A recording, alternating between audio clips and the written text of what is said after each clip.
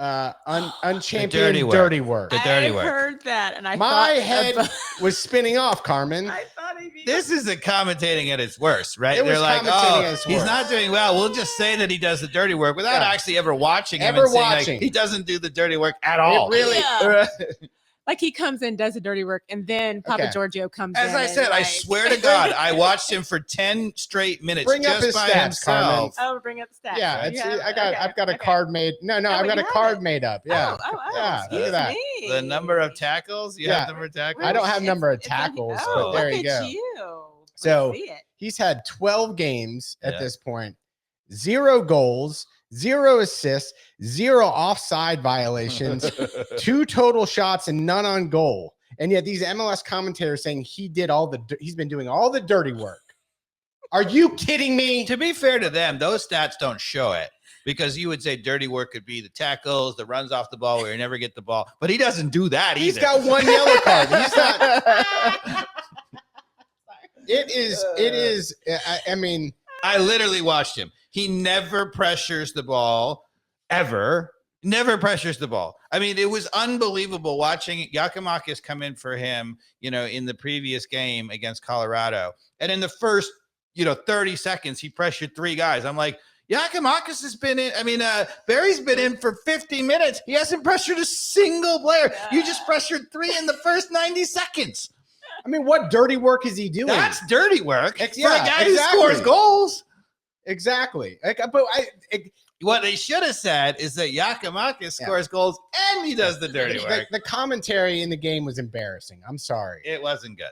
It was very not good. And they kept saying, how amazing overall, entertaining, full flow, what great soccer it was. The game was horrible. It was a really bad. You have to go back to the early days of the league where there were a lot of 3-3 games and the games were just terrible. That looked like that. If MLS wants respect, then they need to find some commentary, that maybe Dave and Mike, that actually are going to be honest. Like you want to polish a turd? Are you kidding me?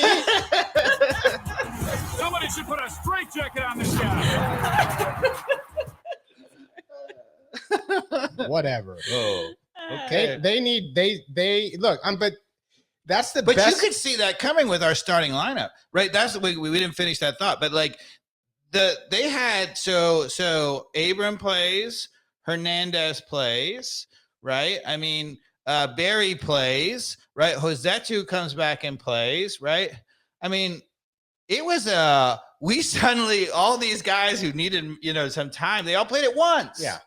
So we are not good enough to do that. We have good players, and it's not to say that those players are not good off the bench, but they need to be integrated, one off, give some guy a rest kind of thing. Not let's throw in all 4 or 5 of the bench players at once. I mean, when you have chances to put W's out there, like, did Miles Robinson really need rest? Like, what are his minutes? Maybe look that up. But he was on international duty, and I'm okay if you say, like, look, Chicago's terrible, and we're going to rest Miles Robinson. Fine, right?